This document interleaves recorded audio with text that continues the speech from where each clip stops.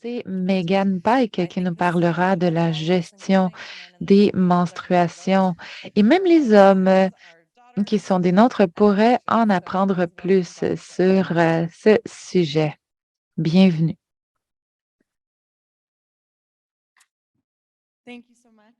Merci de m'inviter pour cette présentation. J'aime beaucoup parler de tout ce qui touche à la menstruation. Donc, c'est vraiment un plaisir d'être ici. Voici les objectifs que j'ai pour aujourd'hui. Tout d'abord, augmenter la conscience chez les adolescentes sur l'hygiène menstruelle, augmenter l'accès et augmenter l'utilisation de produits de qualité dans cette nouvelle époque de nouveaux produits dont je parlerai de l'utilisation sécuritaire, de distinguer entre les pertes normales et anormales lors des menstruations et parler des applications qui sont disponibles pour faire le suivi des cycles et des pertes sanguines.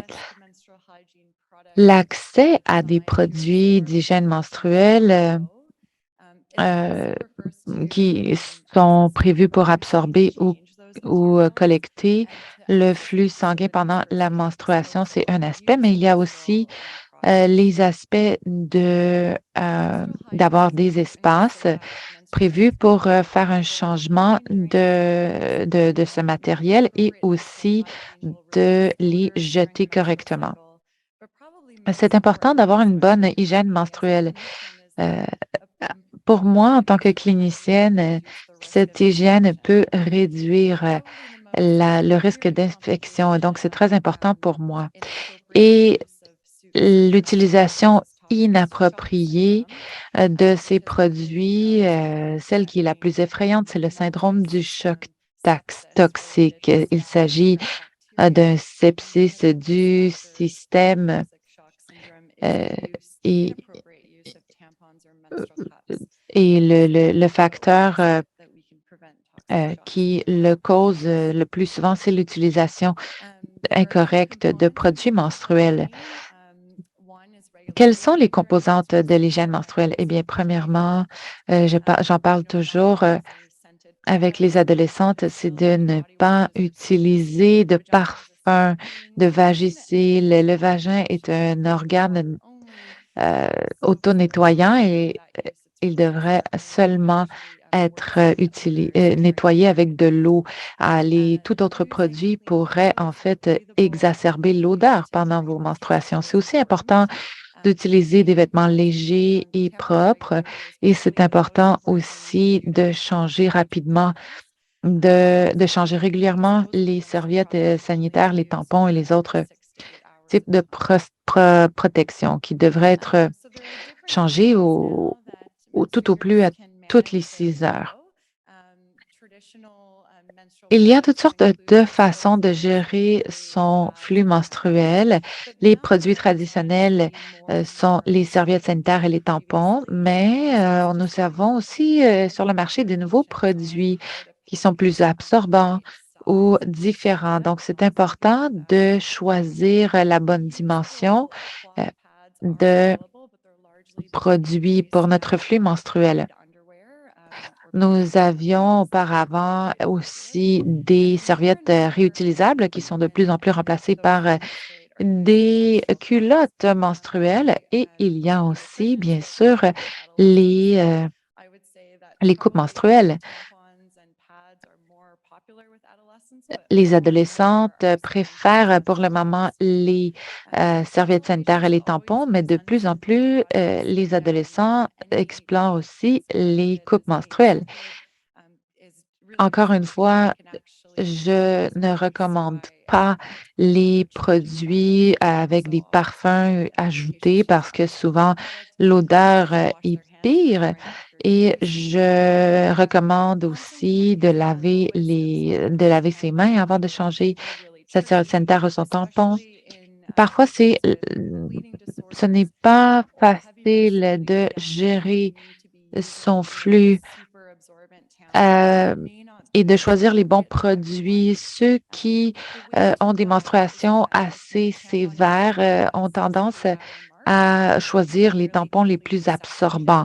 Et la meilleure façon de savoir si nous avons un produit adopté à notre flux, c'est si au bout de 6 heures, notre tampon, notre serviette est complètement saturé de sang. Sinon, on peut réduire l'absorbance de nos produits aussi. Si on a de la douleur quand on enlève son tampon, ça veut dire qu'on devrait avoir un tampon plus petit. Et là, c'est vraiment une bonne méthode pour réduire le risque de choc toxique lié à l'utilisation des tampons. Pour ce qui est des euh, façons de jeter ces produits menstruels. Eh bien, on ne devrait jamais les jeter dans la toilette, on devrait toujours les emballer et les jeter dans une poubelle spéciale qui est souvent disponible à la fois dans les hôpitaux et les écoles. J'aimerais parler un peu plus de coupe menstruelle parce que j'ai beaucoup de questions de la part des adolescentes qui veulent savoir comment les utiliser. Il s'agit d'une coupe flexible en plastique qu'on insère dans son vagin et on peut la porter jusqu'à une période de 12 heures. On peut même dormir avec une coupe menstruelle. Et quand les personnes s'habituent à leur coupe menstruelle, souvent, elles la préfèrent au tampon parce que c'est beaucoup plus pratique et confortable. On doit, bien sûr, la nettoyer régulièrement et à la fin de chacun des cycles, on devrait la faire bouillir pendant 1 ou 2 minutes dans de l'eau bouillante. C'est vraiment important, encore une fois, pour réduire le risque de syndrome du choc toxique associé avec les coupes menstruelles. Les avantages de ces coupes, c'est que premièrement, là, ils ont de grands avantages environnementaux, même si elles ont un coût initial plus prohibitif de 27 à 30 dollars. Le coût d'utilisation ensuite est nul. Nous avons aussi les culottes menstruelles qui peuvent être portées sans serviette sanitaire. On peut les laver à la machine, bien qu'on ne peut pas les sécher à la sécheuse.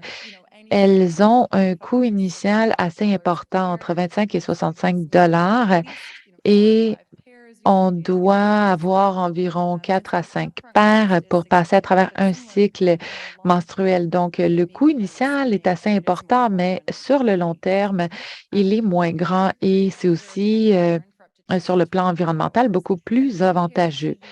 On devrait changer chaque paire entre 10 et 12 heures à toutes les 10 ou 12 heures et chaque paire va durer environ 2 ans, dépendamment des entreprises ou des marques. Il faut savoir que le niveau d'absorption est différent dans ces culottes et on recommande de choisir le niveau médium. Si on se rend compte que la culotte est saturée en avant-midi, on devrait passer au niveau d'absorption supérieur et vice-versa. Donc, c'est vraiment un essai et erreur. Il est possible qu'on ait besoin de tampons pendant des périodes de flux très sévères.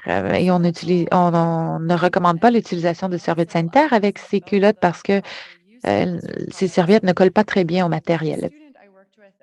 J'ai travaillé avec une étudiante il y a quelques étés, Marlene Kindo, et elle s'intéressait à, à savoir quel était l'impact de la pauvreté menstruelle sur les adolescentes parce que les produits menstruels peuvent être très chers.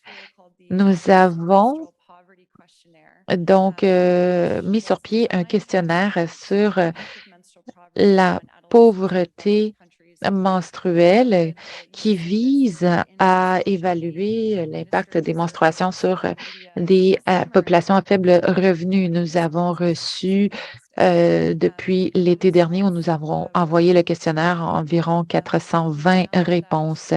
Et celle-ci était très étonnante et choquante. Il semble que 65 des répondantes ne pouvaient pas toujours se permettre des produits menstruels et 70 étaient gênés de demander ou d'acheter des produits menstruels et plus de la moitié des répondantes ont dit être inquiètes euh, quant à l'idée de manquer de produits menstruels. Il y a aussi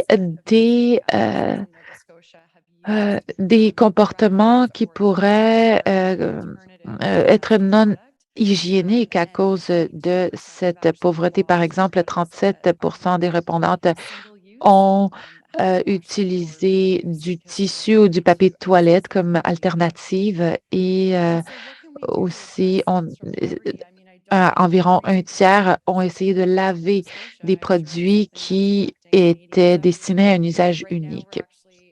La pauvreté menstruelle se trouve partout. Nous sommes en train de valider ce questionnaire pour essayer de l'utiliser à l'échelle nationale et on veut l'utiliser pour militer pour une disponibilité vraiment universelle des produits menstruels, tout comme le papier de toilette. Nous avons commencé en notre clinique d'offrir les produits menstruels. Nous avons aussi parlé avec des pharmacies pour les encourager à offrir les produits menstruels en voie d'expiration à des personnes qui en auraient besoin. Et aussi, la dernière question que j'aimerais aborder, c'est de savoir si sa menstruation est normale. On doit, normalement, on perd environ 80 millilitres par cycle, donc un verre, un, un shooter essentiellement. Et voici un petit aide-mémoire pour garder un historique adéquat de ces menstruations. Premièrement, des gros caillots. Ensuite, si on saigne à tous les jours pendant plus d'une semaine, si ceci empêche de faire des activités, si on prend une heure ou moins pour complètement engorger un produit et trois autres facteurs. Mais si c'est trop d'informations, pour votre mémoire, ne vous inquiétez pas, nous avons lancé en 2021 avec ma collègue l'application WeThrive pour aider les adolescentes et les jeunes femmes.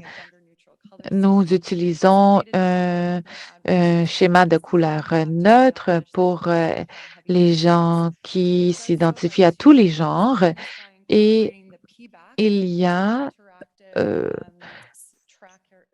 un suivi interactif pour le nombre de produits menstruels utilisés. Nous avons incorporé les coupes menstruelles et à la fin de chacune des périodes menstruelles, l'application va générer un rapport avec un score qui indique si la menstruation était particulièrement abondante. On montre également une liste de cliniques que la personne peut contacter si elles ont un flux particulièrement important.